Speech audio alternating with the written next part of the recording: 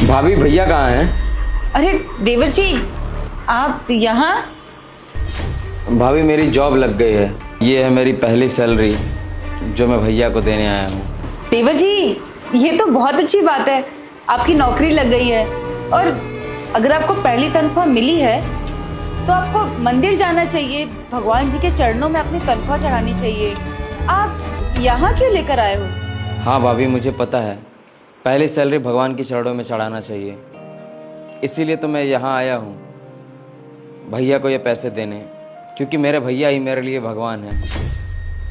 तो बस आप बता दीजिए कि भैया कहाँ हैं, मैं उनको पैसे दूंगा और चला जाऊंगा। भैया तो नहीं है आपके, वो तो ऑफिस गए हुए हैं। एक काम कीजिएगा, जब वो शाम को आएंगे तो आप अपने हाथों से अपनी फर्स्ट सैलरी अपने भैया को दे दीजिएगा, बहुत खुश हो जाएंगे वो। अच्छा भाभी, तो ये पैसे आप ही ले लो और भैया को दे देना। आपको तो पता है ना कि मैं भैया से कितना डरता हूँ, और भैया भी मुझसे खफा रहते हैं। क्या हो रहा है ये? अरे क्या हो रहा है? किससे बातें चल रही हैं? माय लव, पूरे दिन तुम लड़कियों से बात करते हो, क्या चल रहा है ये? न तुम्हें घर का काम करना है, न पढ़ाई लिखाई करना है। आखिरकार तुम्हें करना क्या है अपने जीवन में? तुमने कुछ सोचा है कुछ करने के लिए? क्या सब कुछ मैं ही दूंगा इस घर में? मैं बाहर से कमा के लाऊंगा, तू इस घर में बैठ के खाएगा? अरे तू मर्द है, मर्द को जन्म मिला है काम करके खाने के लिए, ना कि बैठ के खाने को। अरे तू इस घर में मर्द पैदा हुआ है, मर्द फ्री की रोटी नहीं खाता, मर्द को खाने के लिए कमाना पड़ता है। ये बता तू मुझे, क्या मैं इस घर का नौकर हूं जो तुझे रोटियां खिलाता रहूंगा? तुझे यदि रोटी खानी है ना तो तुझे खुद कमाना पड़ेगा। अब मैं तुझे कोई रोटी खिलाने वाला नहीं। आज कान खोल के सुन ले, तुम्हें अगली रोटी तभी मिलेगी जब तुम इस घर में कमा के आओगे। तो चल निकल, बाहर निकल। और सुन ले, इस घर में दोबारा आना हो ना तो पैसे लेके आना, नहीं तो तुम्हारी इस घर में कोई जरूरत नहीं है। दोबारा मुंह मत दिखाना इधर, निकल यहां से, निकल।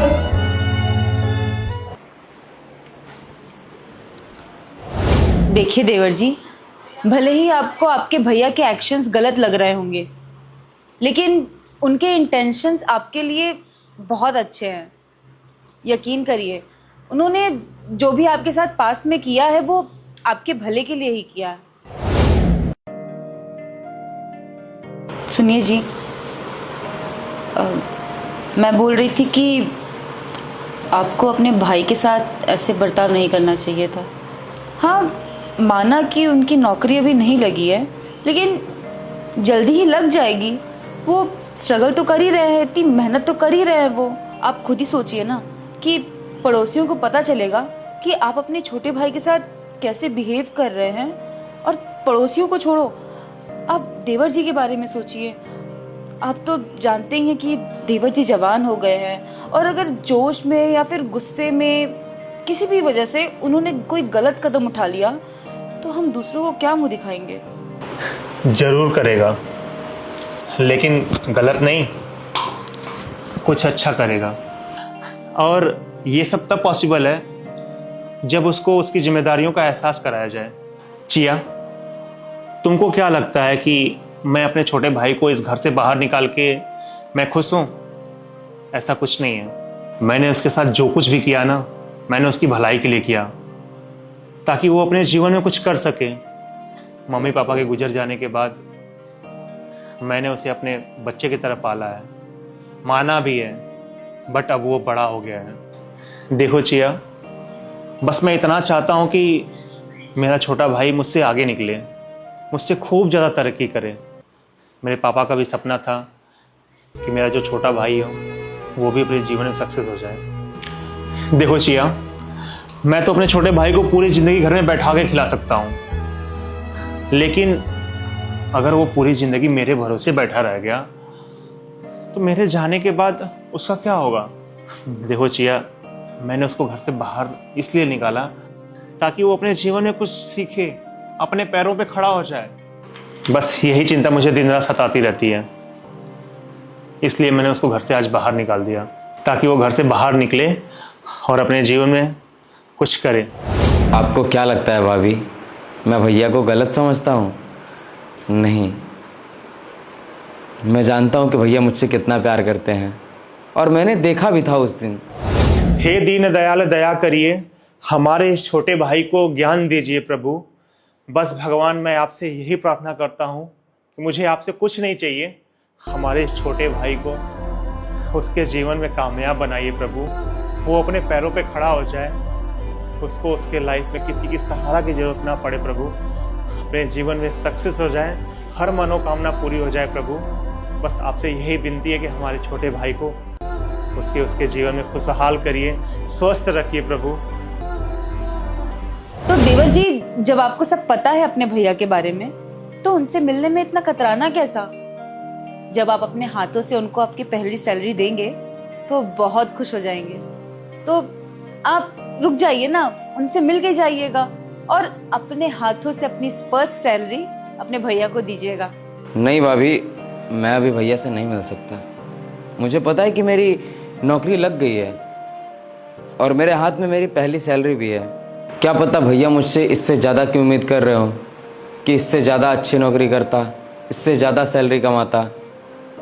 हो सकता है मुझे इस बात पे भी डांट लगा दें। डांट तो वो किसी भी वजह से लगा सकते हैं ना, इसलिए मैं चाहता हूँ कि उनकी डांट ना सुनूं और भी ज़्यादा मेहनत करूँ, ताकि वो मुझ पर प्राउड फील करें। और अगले महीने मैं दोबारा आऊँगा, तब तक आप ये पैसे उन्हें दे देना, ताकि वो मुझ पर प्राउड फील करें। और अगले महीने दोबारा मैं वापस आऊँगा, बस आप ये पैसे रख लो, उन्हें दे देना। ठीक है, मैं चलता हूँ। छोटे, तू अपने भाई से इतना डरने लगा कि 2 मिनट के लिए हमसे मिल नहीं सकता? नहीं भैया, ऐसी कोई बात नहीं है। फिर आ, मुझसे गले लग।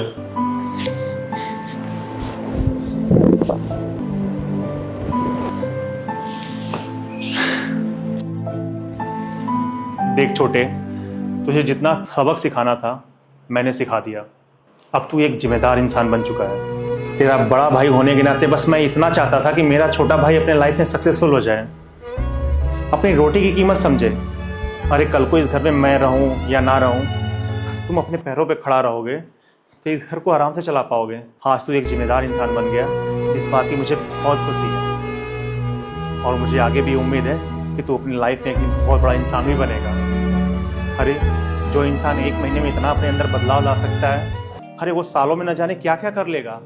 अरे मैं तुमसे बहुत खुश हूँ। बस मैं भगवान से यही कामना करूँगा कि तू अपनी लाइफ में हमेशा खुश रहे और स्वस्थ रहो, मस्त रहो, अपने जीवन में खुश रहो।